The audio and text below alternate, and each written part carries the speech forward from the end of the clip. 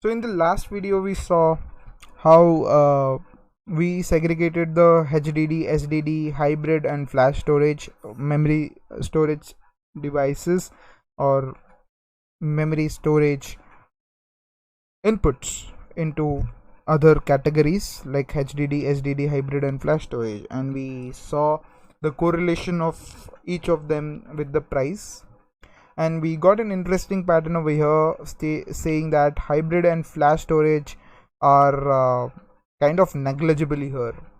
HDD is giving a negative impact on price, and that is true because nowadays if we look at the configuration of laptops, HDD is slowly getting decreased day by day and SSD is getting increased more because SSD provides a very good, it's very fast, and also it provides good services over HDD. So maybe many people are working on flash storage and SSD more than HDD. So based on the data we can see that HDD is having a kind of negative correlation. So whenever you see negative correlation, it's not like you have to delete it, you have to keep it because it's providing some kind of bias to your providing some kind of, it's giving some kind of contribution towards a bias in your data set. And totally eliminating bias is also not good. You have to keep some kind of bias so that there is like low bias, low variance factor. Okay, do not eliminate the entire bias, otherwise the algorithm will not learn only anything. So we have to make sure that whenever we see negative things, we have to not remove it.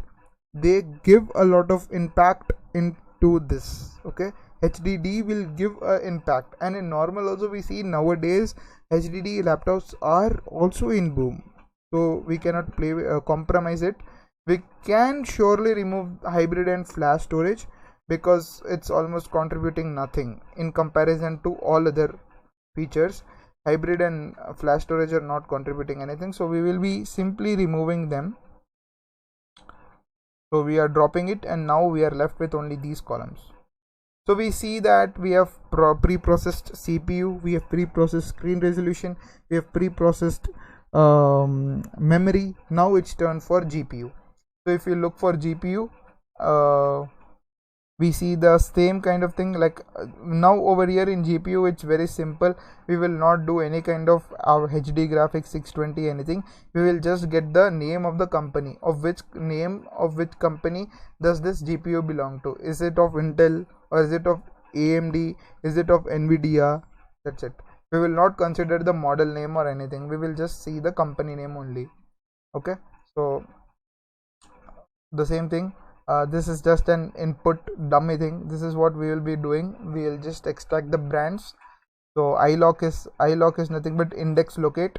So locate the first index. So in the first index what do we have? We have this Intel HD graphics 520, and then split it and then extract the first part of it, so we get the Intel. Okay, now over here we will do the same kind, this logic only we will be applying. This logic primarily we will be applying here for every column, and then we will assign the result of this into GPU brand column. So we are making a new column named as GPU brand, and then we'll do a count plot. The same kind of methodology we have followed like 5 to 6 times. So just understand the the power of this lambda function. Lambda functions are very important, and they are very time saving as well, because they're in place, they're just shortcuts for in place for loops. Okay, so over here we find that most of the GPU brands are Intel. Most of the other major contributing companies Nvidia, and then we have AMD, and ARM is almost like negligible, so we can ignore ARM. So that is what I did. So df of GPU brand not equals to ARM. So I'm saying this df of GPU brand not equals to ARM will return the series, or will return the data, or will return the rows which are not having ARM, which is not having ARM as the GPU, and then we are just storing that data frame, and then we will do the count plot of this. So we will be getting the AMD, Intel and Nvidia. Now we will, as usual, whenever we create new feature, you must have observed the pattern that whenever we are creating new feature, we are checking the relation or the how it is inflating the price. So the same strategy we will apply here also. We will see how GPU is inflating the price. So over here we see that Nvidia is almost like getting more popularity here, and Nvidia is little bit costly as well. GeForce GX, there are many kind of variations in Nvidia GPU as well. So yeah, there is a little bit of variation in this as well. And over here we use median. We can also use mean. Let's see what happens when we use mean. You can even use median, you can use mean. There's not that much difference here. If you use median or mean or whatever, you get almost like same kind of results. Yeah, so GPU column is also pre-processed, and now we will simply drop the GPU column because we are having the GPU brand here. So you must have observed a pattern that we are selecting a particular categorical variable, doing text processing in it, generating new features or generating new columns, and dropping off the previous feature or original column, because the new column is giving a lot of correlation or is giving a lot of insight or is contributing a lot towards the dependent variable, that is price. So that kind of methodology we are using here.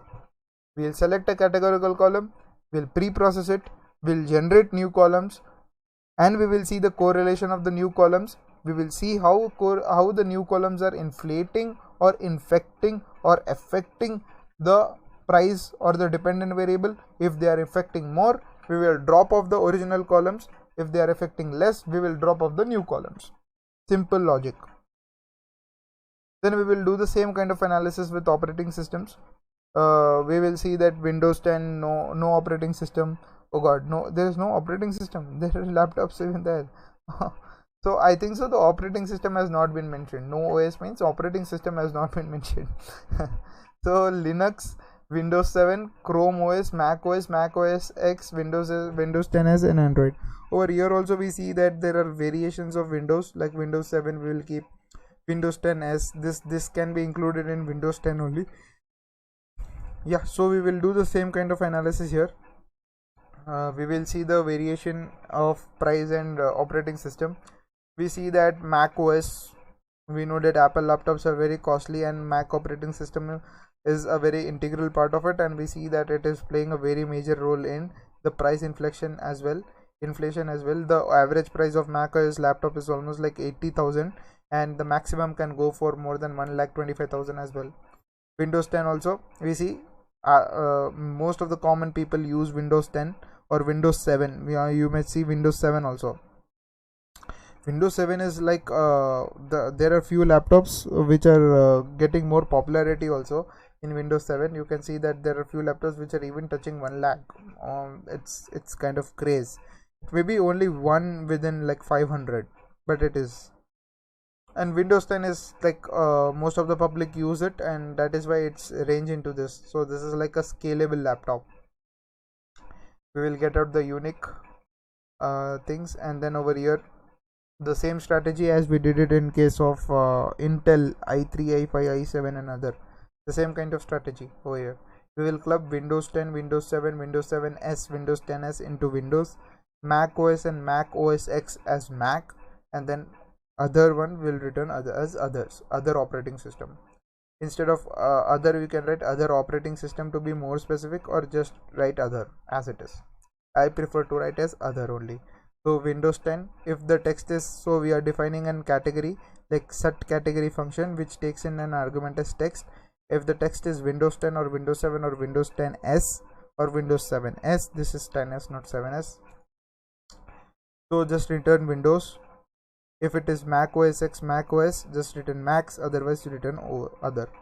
So df of operating system is equals to df of operating system dot apply lambda x set category of x, and then df.head.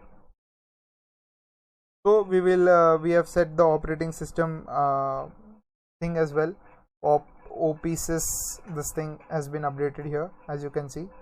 Operating system has been updated here. Mac, other Mac, right? Apple laptops is Mac. There is one HP laptop which is not using Windows. That is the one. Okay. Then we will do sampling, and we see that Windows laptops are most common. So we did that, and we will see the count plot of it. We see that Windows obviously will dominate, Mac also, and we find that other operating system laptops are also there. So yeah, we will see the price variation.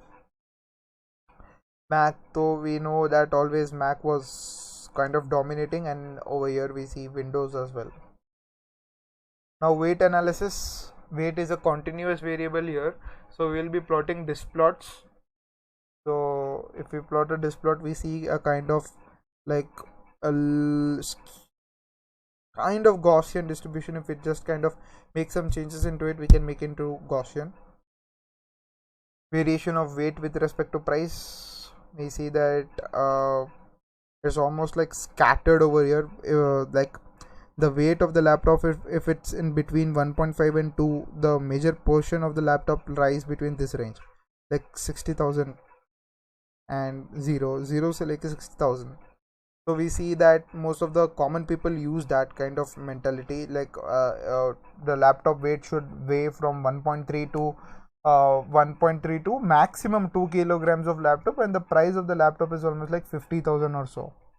And that makes sense. That is completely true from the scatter plot as well. A few laptops like 4.5 kilograms and they are weighing almost like this. They're not considered to be as outliers. They are considered to be as kind of giving good insights. Now we'll do the price analysis. We previously saw that the price was left skewed, kind of left skewed. Now this is very important here. Very important step. This is kind of left skewed, right? If we try to do a log on the values of this, what happens? Let's see. If we just try to do a np.log here, we see that it just gets converted to centrally distributed.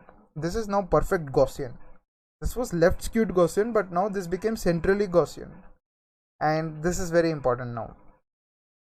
So we will be updating the price of this into logarithm, like we will be applying the np.log here in future. Let's just see, because whenever there are features which are following Gaussian distribution, there is more likely that you will get very good results.